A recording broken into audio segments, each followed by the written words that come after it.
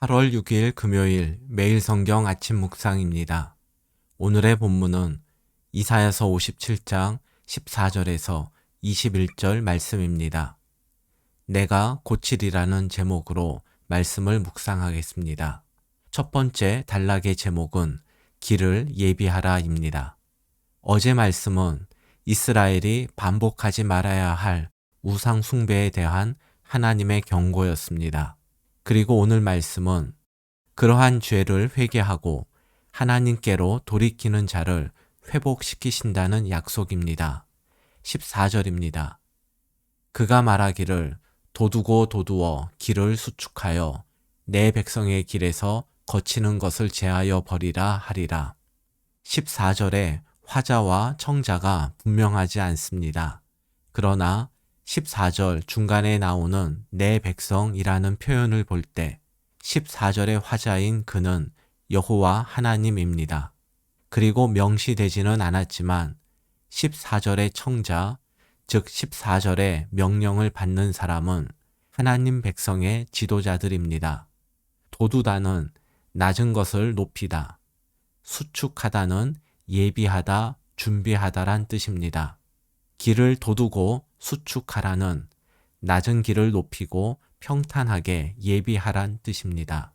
하나님은 지도자들에게 길을 높이고 평탄케 하고 여호와의 백성들이 걸려 넘어지지 않도록 걸림돌을 제거하라고 명령하십니다. 이 명령은 이스라엘의 회복을 위한 하나님의 역사가 시작되었음을 뜻하며 동시에 이스라엘 백성들을 향한 하나님의 관심과 배려가 얼마나 큰지를 잘 보여줍니다. 두 번째 단락의 제목은 하나님의 구원 선포입니다.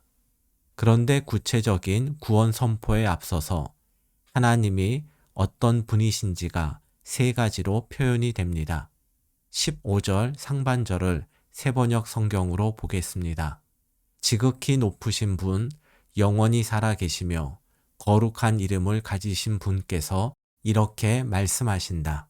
지극히 높다는 단순히 하나님이 높은 곳에 계신다란 뜻이 아니라 공간을 초월하여 존재하신다란 의미와 하나님은 무능한 우상과 달리 절대적 능력의 소유자임을 뜻합니다.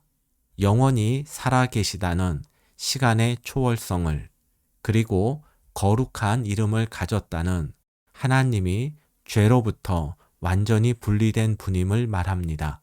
시간과 공간을 초월하여 역사하고 죄로부터 완전히 분리된 사람이나 우상은 없습니다.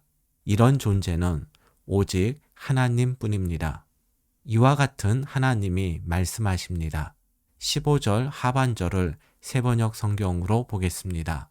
내가 비록 높고 거룩한 곳에 있으나 겸손한 사람과도 함께 있고 잘못을 뉘우치고 회개하는 사람과도 함께 있다. 겸손한 사람과 함께 있으면서 그들에게 용기를 북돋워 주고 회개하는 사람과 같이 있으면서 그들의 상한 마음을 아물게 하여 준다. 본질적으로 높고 거룩하신 하나님은 역설적으로 가장 낮은 자들과 함께 하시며 그들을 격려하고 상처를 고쳐주십니다.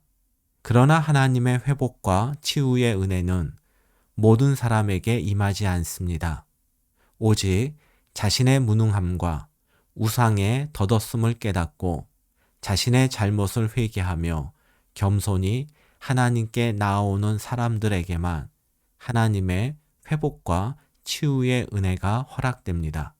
하나님께서는 통회하며 겸손한 자와 동행하신다는 15절 말씀에 이어서 16절부터 18절에서는 하나님께서 무조건적 은혜를 베풀어서 이스라엘 심판을 중단하실 것과 그들을 위로해 주실 것을 약속합니다. 16절입니다. 내가 영원히 다투지 아니하며 내가 끊임없이 노하지 아니할 것은 내가 지은 그의 영과 혼이 내 앞에서 피곤할까 함이라. 하나님은 영원한 분이시지만 그분의 분노는 결코 영원하지 않습니다. 하나님은 죄를 멀리하는 거룩한 분이지만 회개하는 죄인들을 받아주시는 사랑이 풍성한 분입니다. 17절입니다. 그의 탐심의 죄악으로 말미암아 내가 노하여 그를 쳤으며 또 내 얼굴을 가리고 노하였으나 그가 아직도 패역하여 자기 마음의 길로 걸어가도다. 하나님께서 이스라엘에게 진노하여 그들을 심판하시는 이유는 이스라엘의 탐심 때문입니다. 탐심은 왜 하나님 심판의 대상이 될까요? 탐심을 채우려다 보면 탐심의 대상은 무엇이든지 신적 존재가 되어 하나님의 자리를 차지하는데 이것이 우상숭배입니다. 그리고 탐심에 사로잡힌 자는 많은 예물로 하나님의 능력을 사서 자신의 탐심을 채우려 합니다. 이것은 하나님을 자기 욕심을 채우는 도구로 여기는 교만한 모습입니다. 그리고 하나님을 탐심을 채우는 도구로 여기는 사람은 언제든지 이방의 우상이 자신의 욕심을 채우는데 도움이 된다 생각될 때에는 기꺼이 하나님을 버리고 우상을 섬깁니다. 그렇기 때문에 하나님은 당신의 백성들이 탐심의 죄악을 행할 때 분노하시며 그들을 치며 은혜 베풀기를 중단하신 것입니다. 문제는 하나님의 심판 앞에서도 이스라엘은 하나님을 거역하고 계속해서 자기들 마음 내키는 길로만 갔습니다. 이것이 우리 인간의 현실이요 한계입니다.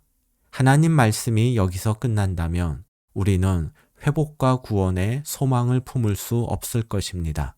그러나 하나님의 말씀은 이렇게 이어집니다. 18절입니다. 내가 그의 길을 보았은즉 그를 고쳐줄 것이라. 그를 인도하며 그와 그를 슬퍼하는 자들에게 위로를 다시 얻게 하리라. 하나님은 하나님의 심판 앞에서도 패역하여 탐심의 길에서 돌이키지 않는 백성들을 포기하지 않으시고 그들을 고치시고 회복시키기로 작정하십니다. 그래서 백성들을 멸망의 길에서 인도하시고 탐심을 추구하느라 지친 영혼을 위로하여 주실 것입니다. 하나님의 심판과 경고 앞에서도 자신의 잘못된 길을 돌이킬 줄 모르는 모습을 볼 때 우리 삶에는 소망이 없습니다. 그러나 하나님께서 우리를 지켜보시고 바른 길로 인도하시며 위로하시기 때문에 우리는 절망적 현실 속에서도 회복의 소망을 품고 살아갈 수 있습니다. 18절에는 하나님의 위로를 받는 대상이 그와 그를 슬퍼하는 자들로 나옵니다. 여기서 그는 패역하여 잘못된 길을 잘못된 길인지도 모르고 가는 당사자이고 그를 슬퍼하는 자들은 잘못된 길을 고집하는 사람을 보고 슬퍼하는 사람, 다시 말해서 잘못된 길을 가는 사람을 안타깝게 바라보며 그를 위해 기도하는 사람을 말합니다. 즉 하나님은 패역한 길을 가는 사람을 인도하여 그 당사자들을 위로하실 뿐 아니라 그를 위해 기도하는 사람들의 수고를 위로해 주실 것입니다. 오랜 시간 가족과 친구의 회심과 변화를 위해서 기도하신 분들에게 이 말씀이 위로가 되어 중보 기도를 포기하지 않고 계속해 나갈 수 있기를 바랍니다. 세 번째 단락의 제목은 입술의 열매를 창조하시는 하나님의 약속입니다.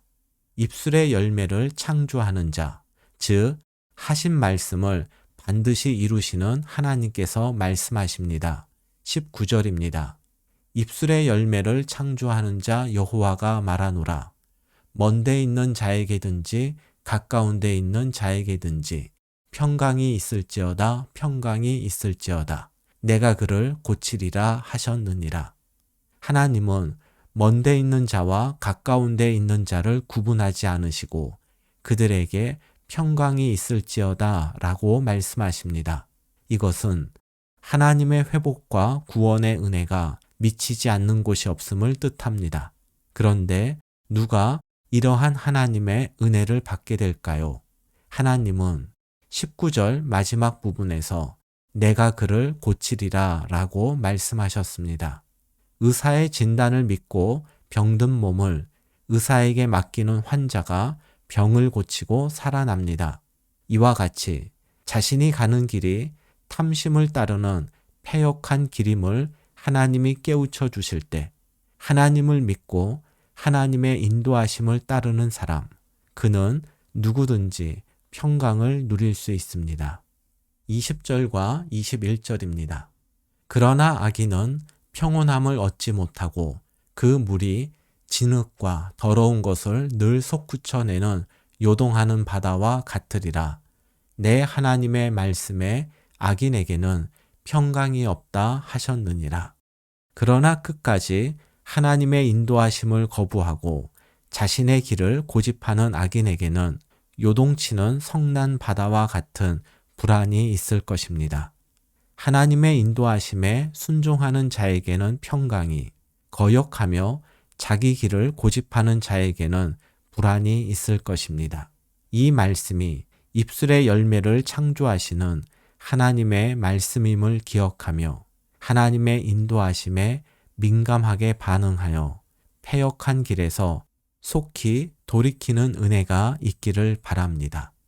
오늘의 말씀 요약입니다. 지극히 높으시고 거룩한 하나님과 동행하는 사람은 자신의 무능함을 깨닫고 잘못을 회개하며 겸손히 하나님께 나아오는 사람입니다. 탐심의 결과는 항상 우상 숭배입니다. 탐심이 아니라 하나님 말씀을 추구할 때 참된 만족과 기쁨을 얻을 수 있습니다. 패역한 길을 가는 자와 그를 슬퍼하는 자를 위로하시는 하나님을 믿고 오늘도 한 영혼을 위한 중보 기도에 힘씁시다. 오늘의 한 줄 기도입니다. 내가 고치리라 약속하신 하나님께 연약한 우리의 몸과 마음을 맡기오니 고쳐주시고 평강을 허락하여 주소서.